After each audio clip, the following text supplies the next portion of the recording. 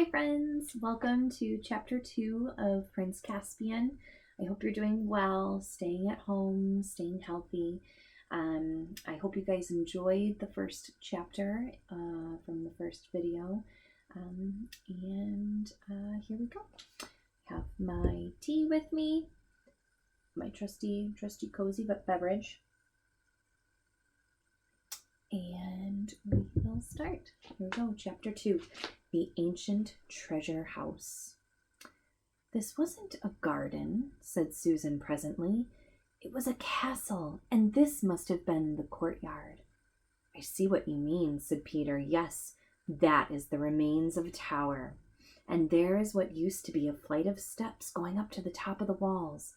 And look at those other steps, the broad, shallow ones, going up to that doorway. It must have been the door into a great hall. Ages ago, by the look of it, said Edmund. Yes, ages ago, said Peter. I wish we could find out who the people were that lived in this castle, and how long ago. It gives me a queer feeling, said Lucy. Do you guys remember what the word queer means in this text? It means interesting or strange. Does it, Lou? Said Peter, turning and looking hard at her. Because it does the same for me. It is the most interesting thing that's happened today.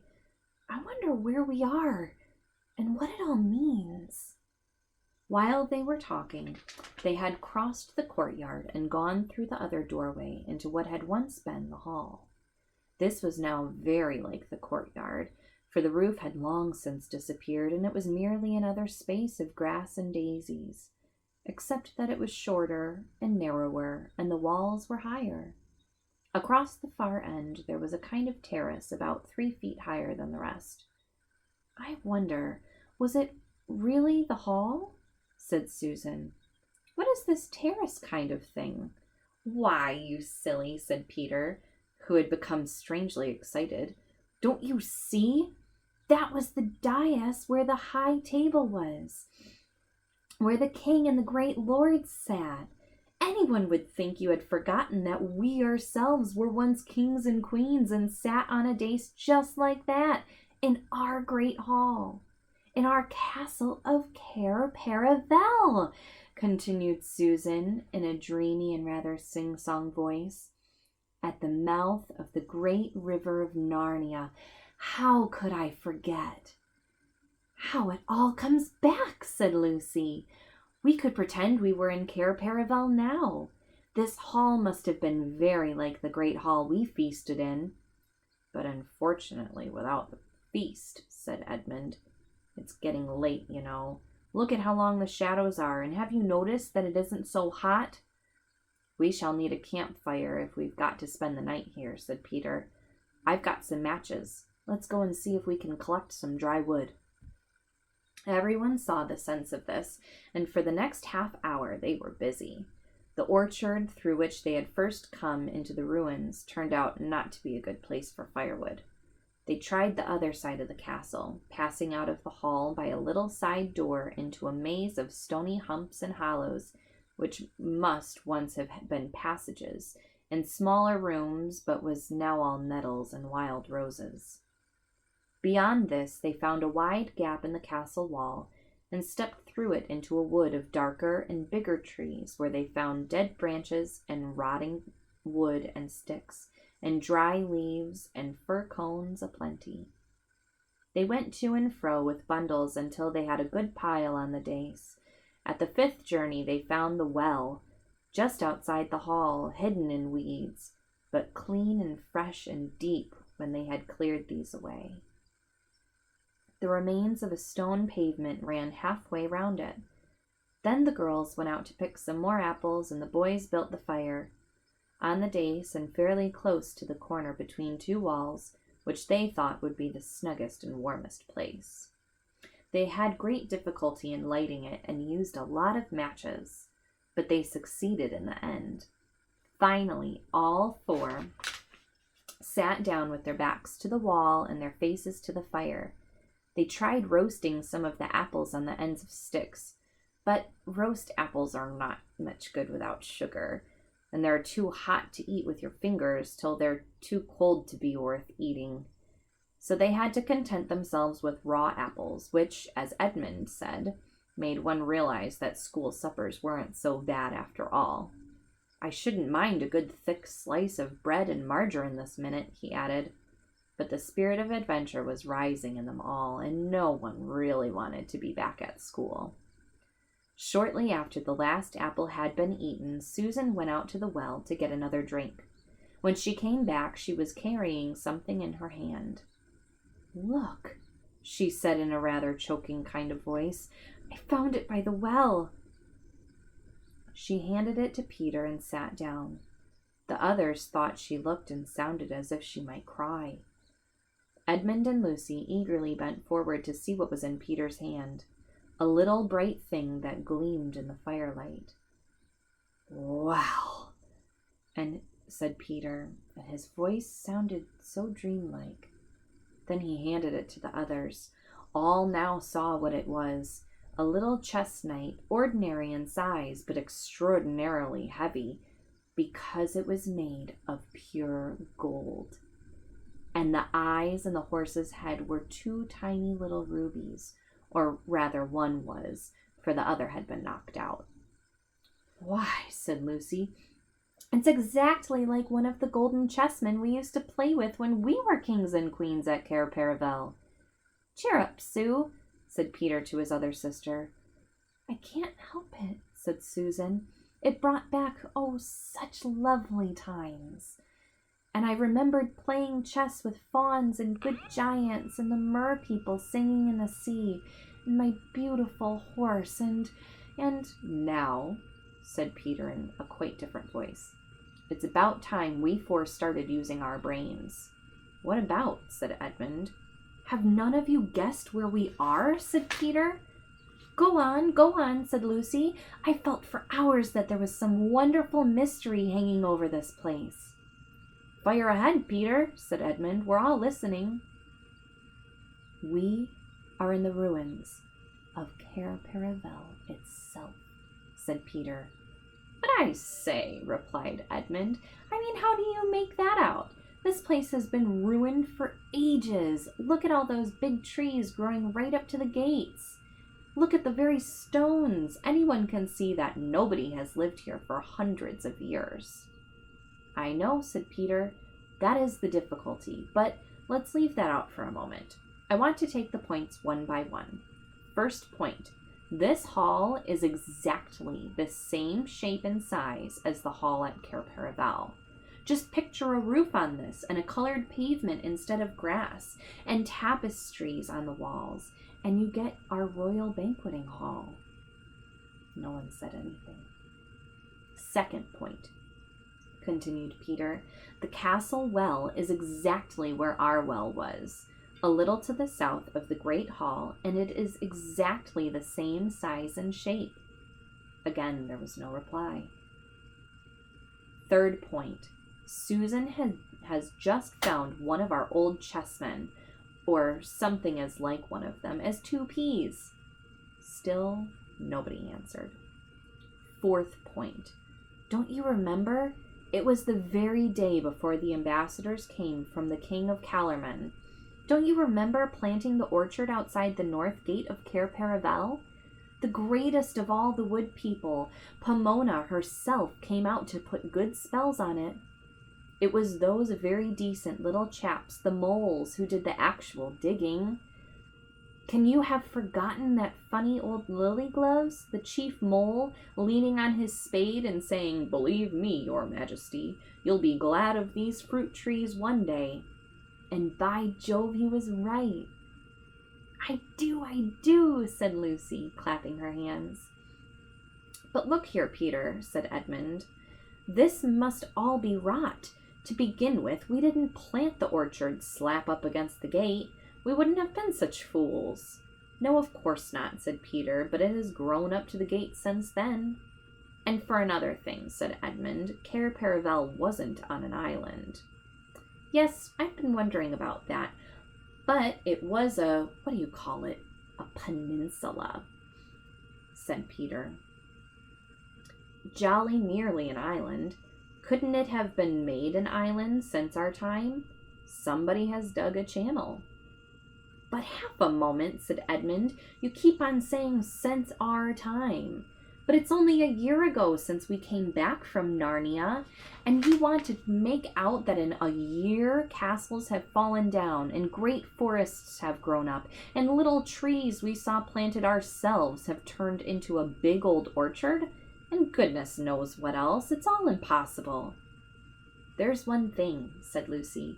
If this is Cair Paravel, there ought to be a door at this end of the dais. In fact, we ought to be sitting with our backs against it at this moment. You know, the door that led down to the treasure chamber? I suppose there isn't a door, said Peter, getting up. The wall behind them was a mass of ivy. We can soon find out, said Edmund, taking up one of the sticks that had been laid ready for putting on the fire. He began beating the ivied wall. Tap, tap went the stick against the stone, and again tap, tap.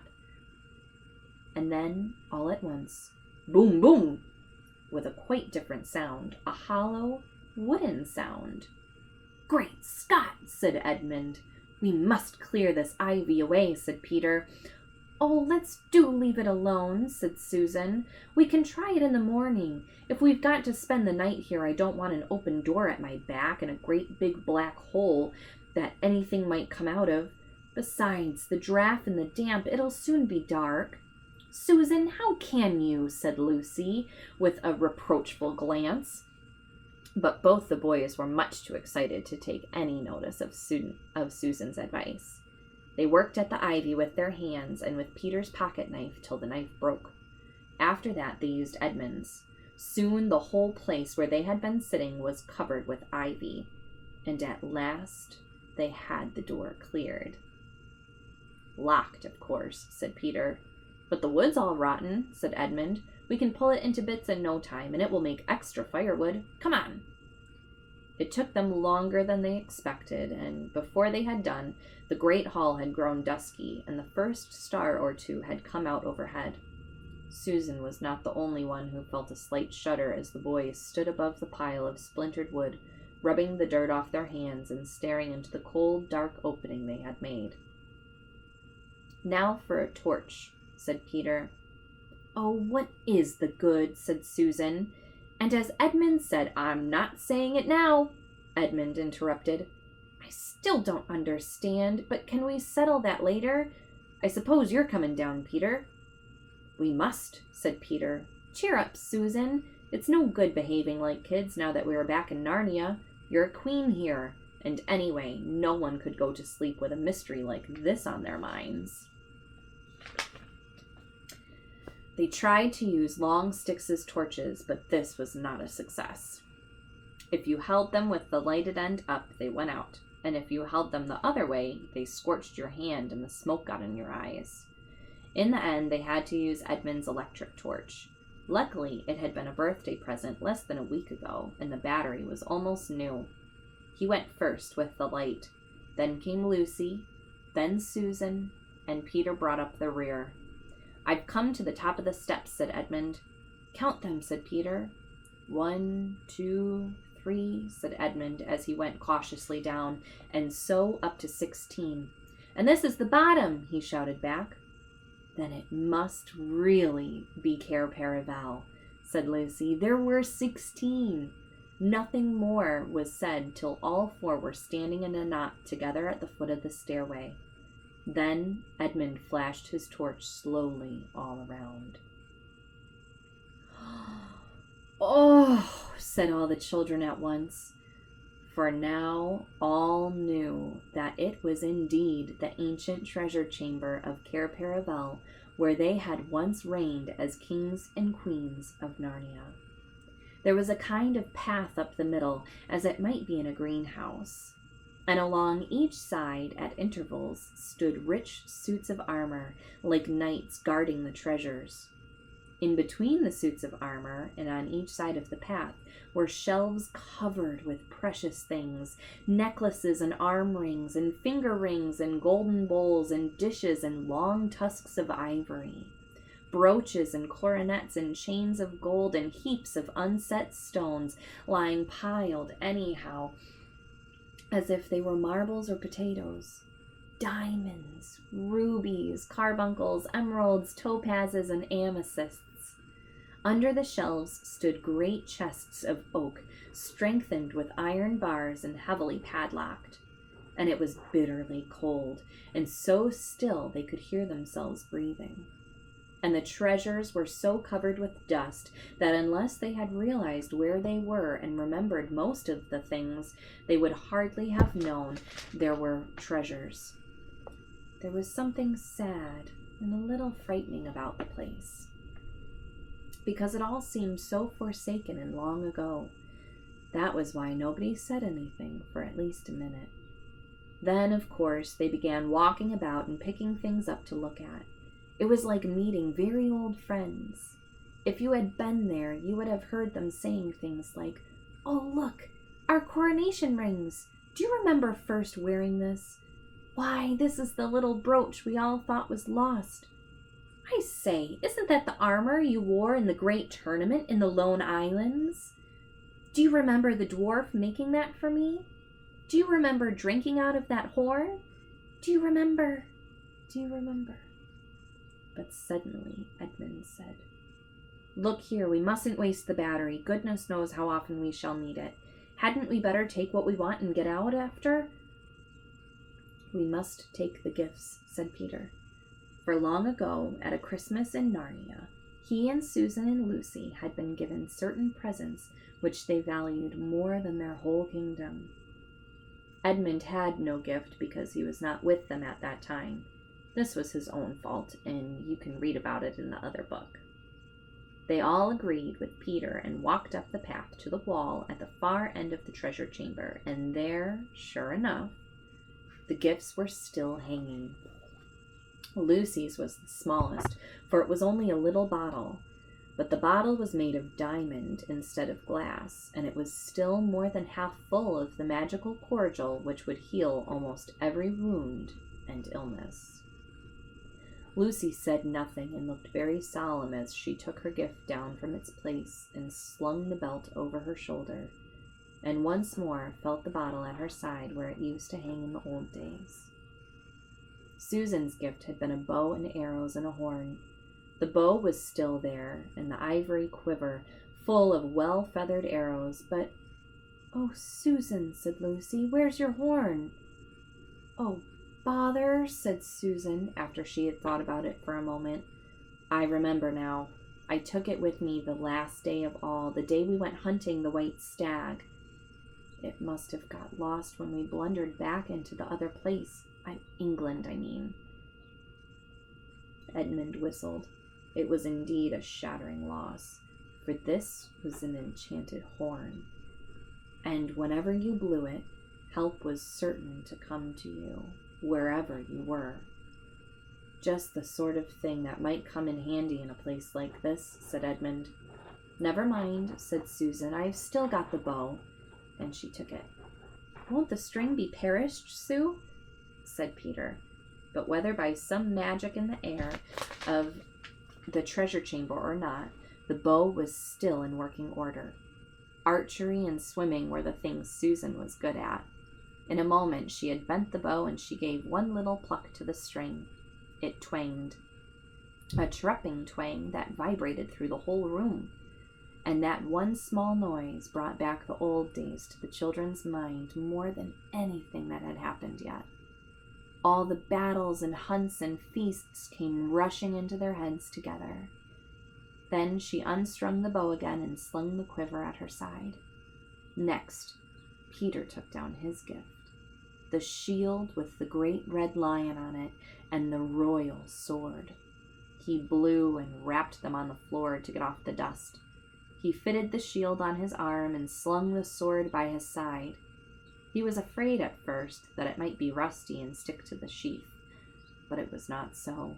With one swift motion he drew it and held it up, shining in the torchlight. "It is my sword, Rindon," he said. "With it I killed the wolf." There was a new tone in his voice, and the others all felt that he really was Peter the High King again. Then, after a little pause, everyone remembered that they must save the battery. They climbed up the stair again and made up a good fire and lay down close together for warmth. The ground was very hard and uncomfortable, but they fell asleep in the end. Here is a picture of Lucy and Peter.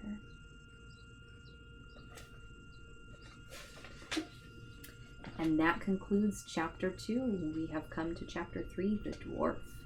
I hope you guys are enjoying these videos. If you have any questions or you want me to go slower or talk more at the end of the chapter, just let me know. Drop a comment. It was good to read with you guys, and I hope to see you soon. Bye!